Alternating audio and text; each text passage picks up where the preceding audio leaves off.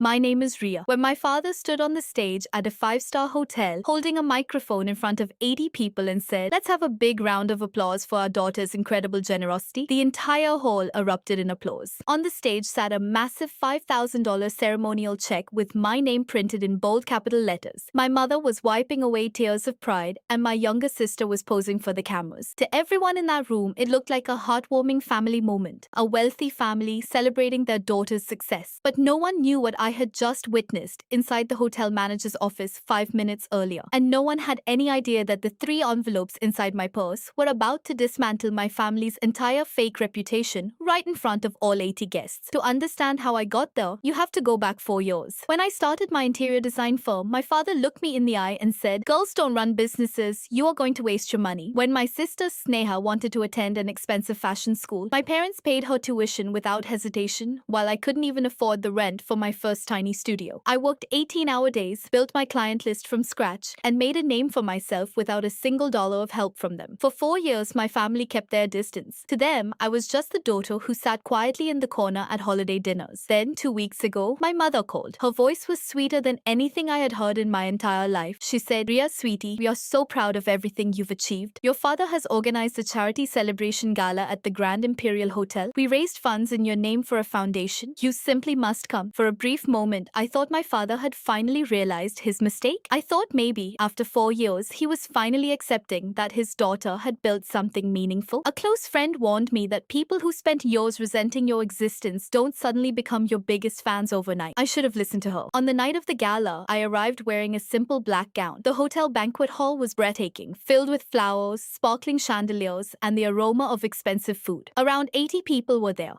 Extended family, business associates, and prominent figures from around the city. Everyone kept walking up to me saying things like, "Riya, you have such a big heart. What a remarkable donation." I smiled and thanked them, but my mind was racing. What donation? I hadn't signed any checks. I hadn't agreed to sponsor anything. When I pulled my sister Sneha aside and asked what was going on, she took a sip of her champagne, giggled, and said, "Just relax, big sis. Enjoy the spotlight. Tonight, you're the hero." Then I saw my father. He was standing in the corner talking to a major real estate developer, wearing that same arrogant smile he always wore. But when his eyes met mine, I didn't see pride or affection, saw anxiety. Within seconds, he set his glass down and hurried toward the hotel manager's private office.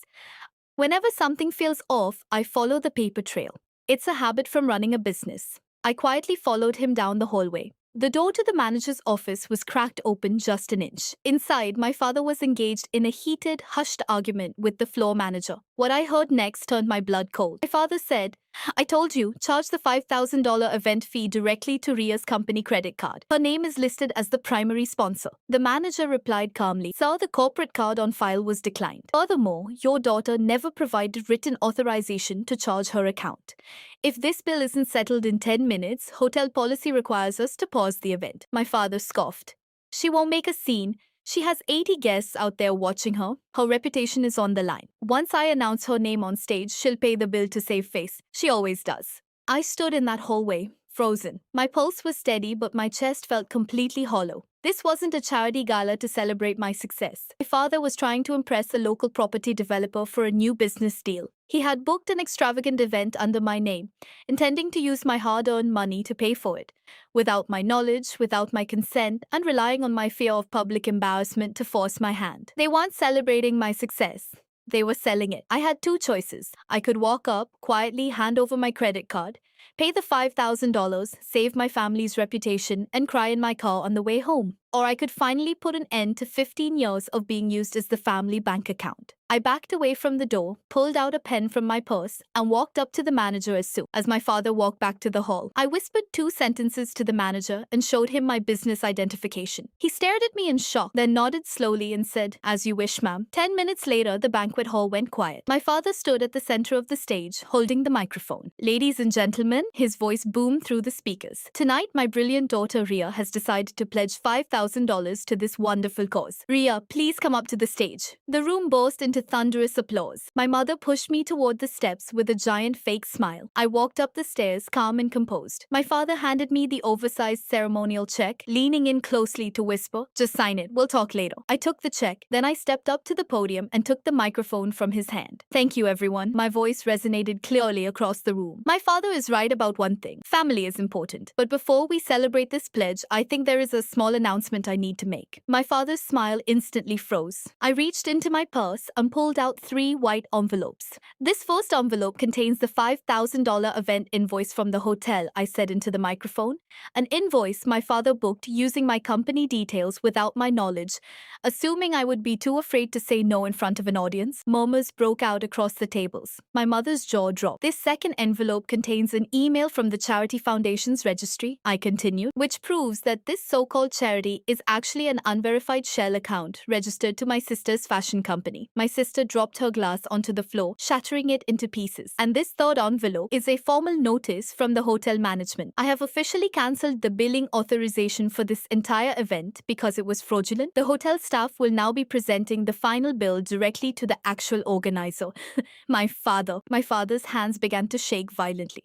"Riya, what nonsense are you talking about? Have you lost your mind?" I looked him dead in the eye and spoke directly into the microphone. "You thought you could use public pressure to manipulate me into paying for your lies. You never saw me as your daughter, just an ATM with a credit limit. Today, that ATM is permanently closed." I placed the microphone back on the stand, tore the giant cardboard check right down the middle, and tossed the pieces onto the stage. As I walked down the aisle toward the exit, hotel security and the manager moved in to surround my father. The applause had turned into dead silence, followed by shocked whispers and laughter from the guests. My mother ran after me into the lobby, screaming, "Riya, are you insane?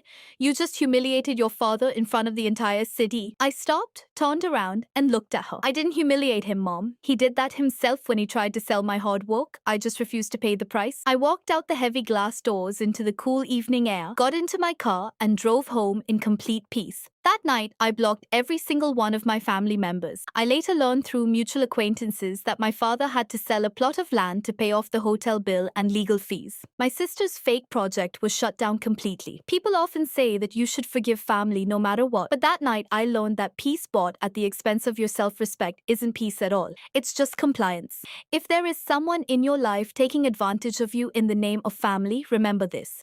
Setting boundaries isn't selfish, it's necessary. If you enjoyed this story, please drop a comment, leave a like, and subscribe for more stories. I'll see you in the next one.